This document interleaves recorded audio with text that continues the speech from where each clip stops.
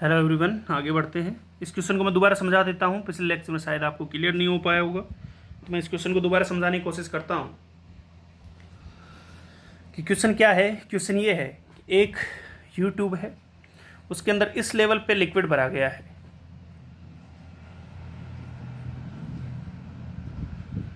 पहले initial length L L है liquid की।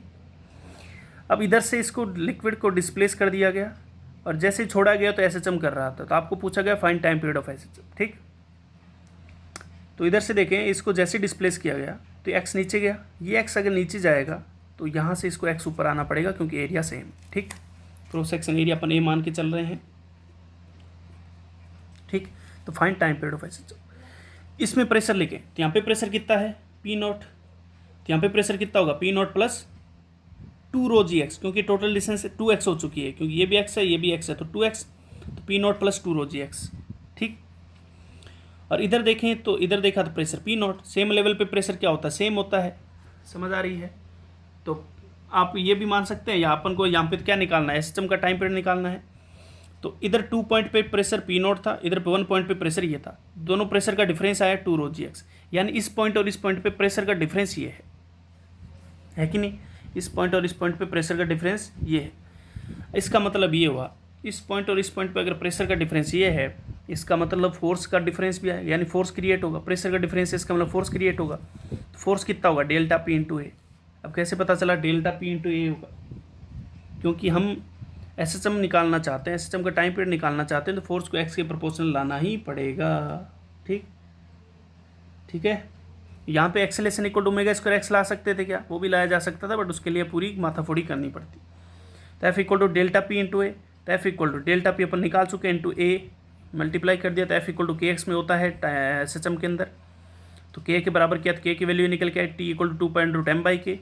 तो एम, ये एम की जगह एम और के की जगह के। तो टाइम पीरियड इस फॉर्मेट में भी हो सकता है इसका क्वेश्चन में आंसर, या ऑप्शन इस फॉर्मेट में। तो एम कितना रखेंगे, एम होता है एरिया इंटू लेंथ, तो ये एल ये एल, तो area into 2l, total volume हो गया इंटू डेंसिटी, ये मास हो गया अपॉन 2a रो जी, के की वैल्यू डाली तो 2π/L/g, ये टाइम पीरियड निकल के आ गया। समझ आई इससे? तो इस तरह का क्वेश्चन भी हमसे पूछा जा सकता है। ठीक,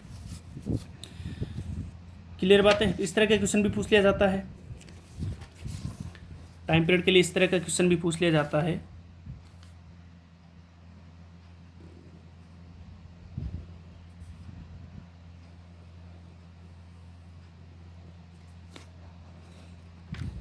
ये कोई इस तरह की ट्यूब है जो कि थीटा एंगल पे रखी गई है। ठीक, अपन जनरल लेके चल रहे हैं। एरिया ऑफ क्रॉस सेक्शन ये है दोनों साइड का। ठीक है, इसमें लिक्विड भरा गया है इस लेवल तक पहले। ठीक है, इस लेवल तक लिक्विड भरा गया है। आपको अगेन कहा गया है कि टाइम पीरियड निकाल के बताना है। आपको अगेन क्या निकाल के बताना है, टाइम पीरियड निकाल के बताना है। तो कैसे निकालेंगे, तो मान लेते हैं इधर से इसको डिस्प्लेस कर दिया अपन ने एक्स, कितना डिस्प्लेस किया, इसको एक्स डिस्प्लेस किया। ठीक, इसको अगर एक्स डिस्प्लेस करेंगे तो ये कितना डिस्प्लेस होगा, तो किधर से कर ले, इधर से कर लेते, कोई दिक्कत नहीं, चलो कोई नहीं। इधर से एक्स डिस्प्लेस किया तो ये लिक्विड आ गया इस लेवल पे, तो ये कुछ ऊपर उठ गया होगा। ये मान लेते यहाँ से फाइनल लेवल ये आया होगा। समझ आइए, इसको अगर धक्का देंगे तो ऊपर उठेगा, तो मान लेते हैं फाइनल लेवल ये है। तो इसको अगर एक्स ऐसे धक्का दिया, एक्स इंक्लाइन के साथ धक्का दिया है, तो ये तो वर्टिकल ऊपर चढ़ा है। तो वर्टिकल कितना चढ़ा होगा, तो देखते हैं। अगर ये लेंथ एक्स है, ये लेंथ अगर एक्स है, तो ये वर्टिकल हाइट अपन निकाल सकते हैं। This angle theta and this angle is also theta, तो ये लेंथ आएगी एक्स साइन थीटा। ये लेंथ आएगी एक्स साइन थीटा। ये लेंथ अगर एक्स साइन थीटा है तो ये लेंथ भी एक्स साइन थीटा है, और ये ऊपर कितना चढ़ा, ये भी एक्स साइन थीटा, यानी ये टोटल कितना हो गया 2x साइन थीटा आ गया। समझ आई चीज़ें? ये कितना ऊपर चढ़ा होगा 2x साइन थीटा। अगर इसको इधर x डिस्प्लेस किया गया है, ये हाइपोटेनस है, तो परपेंडिकुलर लेंथ आएगी x साइन थीटा। परपेंडिकुलर क्यों निकाल रहा हूँ, क्योंकि ये परपेंडिकुलर मामला है। तो इसको अगर x डिस्प्लेस किया गया है तो x साइन थीटा ऊपर चढ़ेगा। तो इस लेवल से ये कितना ऊपर चला गया, 2x साइन थीटा ऊपर लेवल चला गया, क्योंकि अब इसका फाइनल लेवल ये है। ठीक, तो यहाँ से प्रेशर का डिफरेंस कितना आएगा, तो डेल्टा पी आएगा 2x साइन थीटा, ये तो लेंथ आ गई, इंटू रो इंटू जी, ये प्रेशर का डिफरेंस आएगा। समझिए ये प्रेशर का डिफरेंस, तो फोर्स कितना आ जाएगा 2x rho g sine theta into area, this is the force. तो F को kx के बराबर करेंगे तो F इक्वल टू kx, तो टाइम पीरियड निकल के आ जाएगा। पहले k की वैल्यू निकाल लेते हैं, तो k की वैल्यू यहाँ से बराबर करेंगे और अब आप समझ गए होंगे, पिछला सारा कॉन्सेप्ट लगा देंगे, टाइम पीरियड निकल के आ जाएगा। समझ आई चीज़ें, क्लियर है बातें, क्या निकल के आ जाएगा, टाइम पीरियड निकल के आ जाएगा। समझ आई चीज़ें, तो इस तरह से अपन इस क्वेश्चन को सोल्व कर सकते हैं। तो कुछ भी पूछा जा सकता है, ध्यान रखें, कोई बड़ी बात नहीं है, कॉन्सेप्ट क्लियरिटी होनी चाहिए, ठीक है। तो आगे बढ़े, पहला क्वेश्चन तो ये 2 क्वेश्चन अपन ने देखे, अगला क्वेश्चन किस वैरायटी का है देखे थे। नेक्स्ट वैरायटी की क्वेश्चन लेते हैं। नेक्स्ट वैरायटी ये है, एक कंटेनर है जिसकी डेंसिटी, जिसके अंदर लिक्विड भरा गया है, जिसकी डेंसिटी कितनी 3 रो है, और इसके अंदर एक बॉल डाली गई है जिसकी डेंसिटी 2 रो है। एक बॉल डाली गई है जिसकी डेंसिटी कितनी है 2 रो। अब तुम देखो कि बॉल की डेंसिटी लिक्विड की डेंसिटी से कम है, इसका मतलब बॉल अंदर रहना नहीं चाहेगी, ऊपर भागेगी। अरे चीज़ हल्की है तो हल्की चीज़ किधर भागना चाहती है, ऊपर भागना चाहती है। तो इसको अपन ने ज़बरदस्ती कैसे न कैसे करके अंदर छोड़ रखा था, हाथ लगा के, या जैसे मान लो जैसे अपन ने छोड़ा तो बॉल किधर भागेगी, ऊपर की तरफ भागेगी। अब ये करें volume of the ball is V, then find height from liquid surface. ऊपर भागेगी तो इस लिक्विड सरफेस से कुछ ऊपर उछलेगी। समझ आ रही है चीज़ें, आप आइडिया लगा पा रहे होंगे। इस लिक्विड जैसे यहाँ से जाएंगे, यहाँ पे स्पीड गेन कर लेगी और ऊपर उछलेगी, तो आपको बताना है यहाँ सरफेस से कितना ऊपर उछलेगी, ये बताना है। तो ये आपको सोच के समझ के करना है। समझ आई चीज़ें, तो स्क्रीन को पॉज करके दिमाग लगाएं, मैं करके बता रहा हूँ। तो मैंने दोबारा डायग्राम बनाया, यहाँ से एच हाइट, ये एच हाइट नीचे था, तो मान लेते हैं एक्स डिस्टेंस ऊपर गया होगा, हमें एक्स ही बताना है। अब तुम देखो कि यहाँ पे इस बॉल की वेलोसिटी कितनी है 0, क्योंकि यहाँ से छोड़ा गया था। इस इंस्टेंट पे जिस साइड तक जा सकती है उस इंस्टेंट पे भी वेलोसिटी कितनी 0। इसका मतलब यहाँ पे भी वेलोसिटी 0, यहाँ पे वेलोसिटी 0।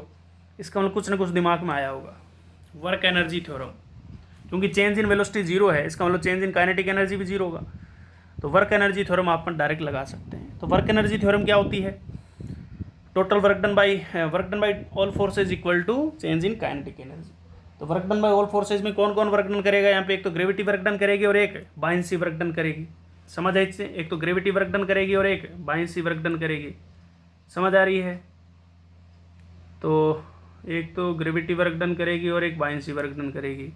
अब आप स्क्रीन को पॉज करके सही खुद से लिखें, अगर इतना समझ आ गया होगा कि बायंसी का वर्क डन कितना होगा और ग्रेविटी का वर्क डन कितना होगा। तो देखिए मैं समझाता हूँ।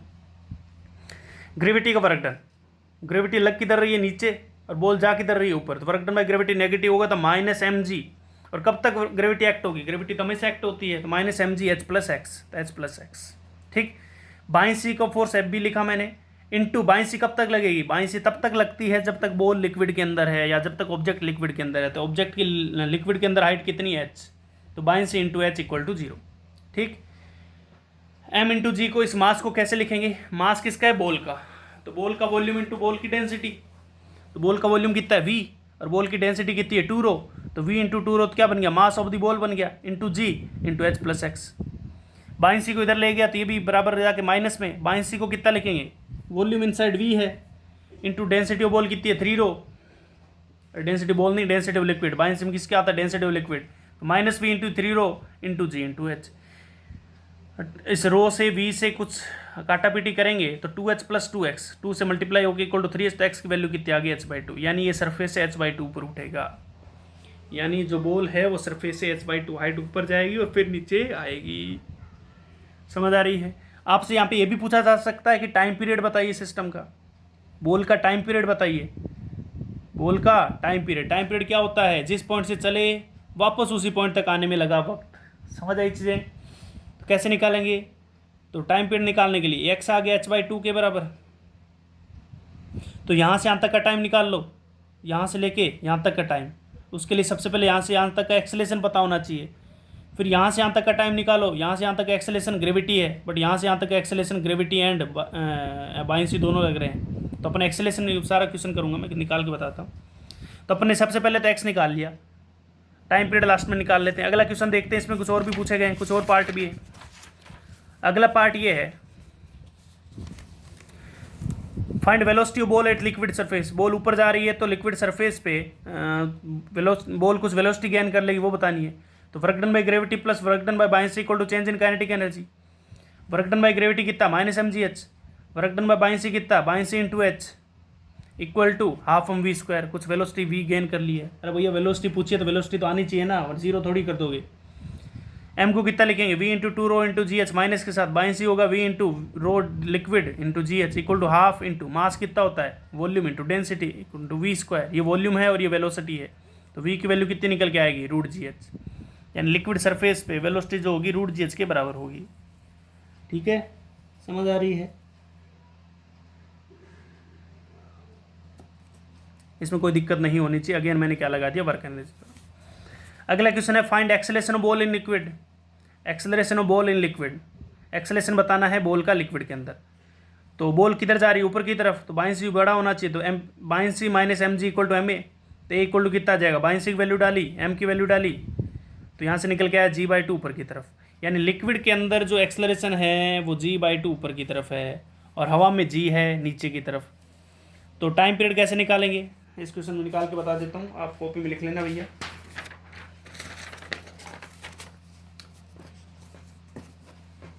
क्वेश्चन ये है find time period of a system, find time period of oscillation, a system नहीं ऑसिलेशन, इसी क्वेश्चन के अंदर। ठीक है, लिख लेना भैया अपनी कॉपी में। तो ऑसिलेशन का सीन क्या था देख लेते हैं एक बार।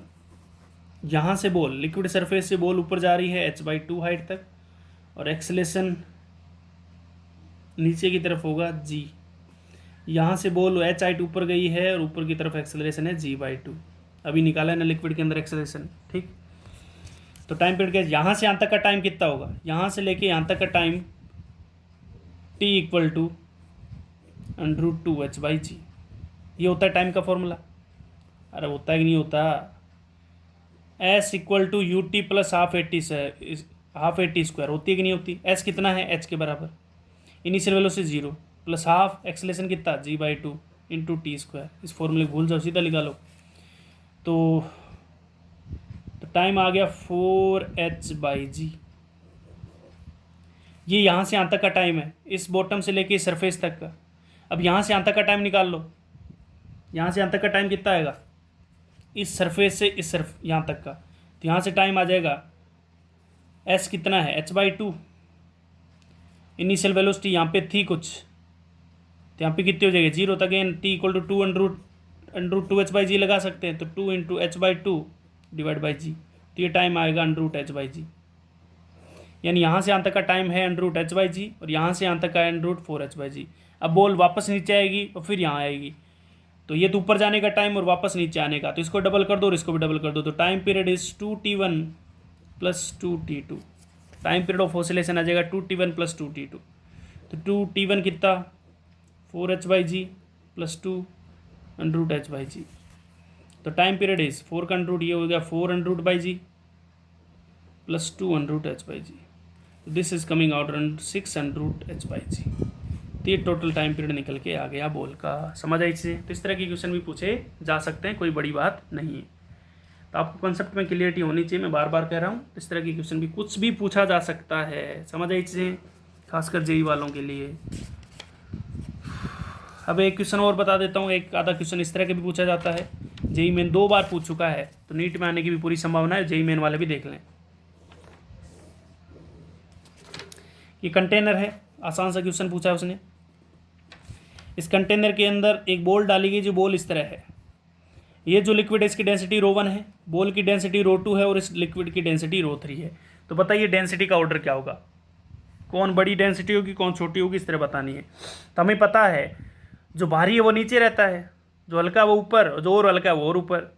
अरे भारी लिक्विड नीचे जाता है ना, तो डेंसिटी ρ3 सबसे ज़्यादा, उसके बाद ρ2 सबसे ज़्यादा, उसके बाद ρ2, उसके बाद ρ1। ये डेंसिटी का ऑर्डर आ जाएगा। अरे जो भारी ऑब्जेक्ट है वो नीचे रहेगा, तो ρ3 सबसे ज़्यादा, ρ2 उससे कम, ρ1 उससे भी कम। तो ये जेईई मेन 2 बार क्वेश्चन पूछ चुका है। आपसे इस तरह से डायग्राम देके डेंसिटी का ऑर्डर पूछा था, तो आसानी से निकाला जा सकता है। मैं निकाल के बता दिया है। समझ आई चीज़ें, क्लियर है बातें? तो ये आपको समझ आया होगा। तो इस तरह के क्वेश्चन भी पूछे जा सकते हैं। कुछ आगे क्वेश्चन और देखते हैं। तो ये सारे फोर्स के क्वेश्चन हुए बायनेंसी पे। बायनेंसी पे टॉर्क का क्वेश्चन भी देख लेते हैं। बाईं सी पे टॉर्क के क्वेश्चन भी पूछे जाते हैं, वो भी देख लेते हैं, सीट के अंदर आपको मिलेंगे जेई में, ठीक है।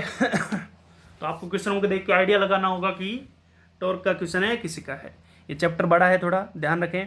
अभी तक अपना स्टैटिक इक्विलिब्रियम, स्टैटिक फ्लूइड चल रहा है, डायनेमिक बाकी है, 2-3 लेक्चर लग जाएंगे, ठीक है। तो देखिए क्वेश्चन ये है कि एक कंटेनर है जिसके अंदर लिक्विड डाला गया है, लिक्विड की डेंसिटी रो है, ऊपर से एक रोड डाल दी गई है, इस तरह से ऊपर से एक रोड डाल दी गई है कुछ एंगल थीटा पे, और हिंज कर दी गई है, यहाँ से क्या कर दी गई है, हिंज कर दी गई है। रोड की डेंसिटी 5/4 रो और लेंथ एल है, टोटल लेंथ एल है। तो ये कह रहा है कि ये जो एक्स पार्ट है, एक्स पार्ट क्या है, लिक्विड के अंदर का पार्ट है रोड का। अरे टोटल लेंथ एल है रोड की, एक्स पार्ट जो अंदर है रोड के, तो आपको बताना है एक्स की वैल्यू कितनी होगी, find the value of x. तो कैसे बताएंगे, देखो हमें साफ साफ पता है यहाँ पे रोड घूम नहीं पाएगी क्योंकि हिंज कर दी गई है, तो रोड घूम नहीं पाएगी तो नेट टॉर्क 0 होना चाहिए। और जब हिंज हो तो किसके अबाउट टॉर्क लगाते हैं, हिंज के अबाउट। ये आपको मैं पहले ही बता चुका हूँ, अगर रोड हिंज है तो हिंज के अबाउट लगाइए, और हिंज नहीं है तो सेंटर ऑफ मास के अबाउट लगाइए। समझ आई चीज़ें, ये अपन देख चुके हैं सारी चीज़ें। तो अपन हिंज के अबाउट क्या लगा देंगे, टॉर्क, और बराबर क्या कर देंगे, 0। तो torque about hinge equal to 0। कैसे पता चला टॉर्क का, क्योंकि आप देखो अगर इसको मैं ढीली छोड़ता तो घूमने रोटेशनल इफेक्ट आता, तो ये तो आपको आइडिया ही लगाना पड़ेगा, आपको सोचना ही पड़ेगा। अब वो सारी सोच कैसे पता चलेगी, प्रैक्टिस से आएगी चीज़ें, जितनी ज़्यादा प्रैक्टिस होगी उतना फ़ायदा। तो आपको पता चल जाएगा इसमें रोटेशनल टॉर्क लगाना है कि नेट फोर्स लगाना है। तो भैया इस पे लगाने हैं नेट टॉर्क का कॉन्सेप्ट, और टॉर्क किसके अबाउट, हिंज के अबाउट, और कितना कर देना है, 0 के बराबर। तो देखें कैसे, ये रोड है, मैंने अलग से बनाई, दोबारा बना के दिखा दे रहा हूँ। ये रोड है हमारी, ठीक, रोड के एग्जैक्ट सेंटर पे mg लगेगा, mg में तो कोई दिक्कत है नहीं, सेंटर मास पे लगता है, ठीक। और परपेंडिकुलर डिस्टेंस ये होगी, हिंज के अबाउट तो mg का परपेंडिकुलर डिस्टेंस ये, तो ये L/2, ये L/2 cos थीटा और ये L/2 sin थीटा। तो mg का टॉर्क आएगा mg into L/2 into sine theta. कोई दिक्कत नहीं होनी चाहिए क्योंकि ये एंगल थीटा है, ये L/2 तो ये L/2 cos थीटा और ये L/2 साइन थीटा। तो टॉर्क ऑफ mg तो आ जाएगा mg into L/2 sine theta, कोई दिक्कत नहीं आनी चाहिए। टॉर्क ऑफ बाइन सी किधर लगता है, ये ध्यान रखें, बाइन सी लगता है ऊपर की तरफ, हमें पता है बाइन सी लगता है जितना पार्ट लिक्विड के अंदर है उसके सेंटर ऑफ मास पे। नहीं पची बात, नहीं समझ आई। बाइन सी लगता है, बाइन सी हमेशा लगता है लिक्विड के अंदर पार्ट होने पे, और बाइन सी उतने पे लगता है जितना पार्ट लिक्विड के अंदर है, ठीक, बाहर वाले पे नहीं लगता, ये पता है पहले से। और बाइन सी अगर ये इस तरह पार्ट पे लगेगा तो हमें पता है एक्सटेंडेड पार्ट पे अगर बाइन सी लगेगा तो वो उसके सेंटर ऑफ मास पे लगेगा, यानी जितना पार्ट लिक्विड के अंदर है उसके सेंटर ऑफ मास पे। एक्स लेंथ अगर अंदर है तो x/2 पे लगेगा। बॉटम से देख लेते हैं, तो बॉटम से कितने पे लगेगा, x/2 से। समझ आ रही है, यानी बाइन सी इस पॉइंट से x/2 डिस्टेंस पे लगेगा। समझ आई चीज, x/2 पर लगेगा। समझ आ रही है, यानी बाइन सी कहाँ से लगेगा, बाइन से लगेगा जितना पार्ट लिक्विड के अंदर है उसके सेंटर ऑफ मास पे। तो ये डिस्टेंस कितनी होगी, x/2, लेकिन हमें तो हिंज से डिस्टेंस चाहिए। तो भाई साहब ये लेंथ है पूरी l, ये पूरी लेंथ l, ये x/2, तो ये लेंथ कितनी आ जाएगी, l माइनस x/2। समझ आई चीज़ें, पूरी l में से x/2 घटा देंगे तो l माइनस x/2। तो बाइन सी का टॉर्क कितना आएगा, l माइनस x/2, ये टर्म l माइनस x/2 बनेगी, into sine theta. Sine theta कैसे, l minus x/2 into perpendicular distance, perpendicular ये है भाई साहब इसके, तो l माइनस x/2 ये इसका कॉस थीटा और ये साइन थीटा। तो l minus x/2 into sine theta into buoyancy. Buoyancy का फॉर्मूला क्या होता है, area of cross section a है मान लो, length l into density rho into g। समझ आई चीज़ें, क्लियर है क्या, क्या मैंने सही लिखा है बाइन सी को। बाइन सी क्या होता है भाई साहब, बाइन सी होता है एरिया इंटू लेंथ इनसाइड। तो लेंथ इनसाइड कितनी है, x है, तो a इंटू एक्स आएगा भैया यहाँ पे। बाइन सी लिख रहे हैं ना, बाइन सी होता है v इनसाइड, तो a इंटू एक्स। तो ये कैलकुलेशन गलत करिए फिर, mg में तो कोई दिक्कत है नहीं, mg में तो कितना आएगा, density of road into length, ये तो आना ही चाहिए, इंटू एरिया। बट इसके अंदर कितना आएगा, a x रो। x का कैसे पता चला, क्योंकि वॉल्यूम इनसाइड आता है बाइंसी के अंदर, वॉल्यूम इनसाइड, तो वॉल्यूम इनसाइड कितना, area of cross section into x, A x into rho into G L minus x by two into sine theta. Sine theta से साइन थीटा कैंसिल आउट हो जाएगा, तो कैलकुलेशन देख लेते हैं भैया अपन। साइन थीटा से साइन थीटा कैंसिल आउट हो जाएगा, तो इधर बचेगा जी से जी कैंसिल आउट, रो से रो, ए से ए, तो इधर बचेगा 5/4 एल बच रहा है एक, तो एल स्क्वायर बाई टू, ये L by two into L, ठीक, बराबर इधर बचेगा x into L minus x by two, और तो कुछ नहीं बचेगा ना भैया, सही है, ये कोई दिक्कत, कैलकुलेशन देख लेना एक बार, 5/4 L into L, L square by two, ठीक, इसको सोल्व करेंगे तो ये बनेगा 5/8 L square is equal to L x minus x square by two, ये क्वाड्रेटिक बन गई एक्स के अंदर, इसको इधर लाएंगे तो x square by two minus L x plus 5 L square by 8 equal to 0। अब इसके आप रूट आसानी से निकाल सकते हैं, सोल्व करेंगे तो एक्स की वैल्यू निकल के आ जाएगी। देख लो कि एल बाई टू सेटिस्फाई कर रहा है क्या, L square by 4 minus L square by to, तो माइनस नहीं कर रहा, कुछ अलग वैल्यू आएगी, तो एक्स की वैल्यू निकल के यहाँ से आ जाएगी। समझ आई इससे, तो इस तरह से अपन टॉर्क वाले क्वेश्चन भी कर सकते हैं, कोई बड़ी बात नहीं है। समझ आई इससे, तो आज इस लेक्चर में इतना ही, देखते हैं अगले लेक्चर फिर आगे बढ़ेंगे। Thank you.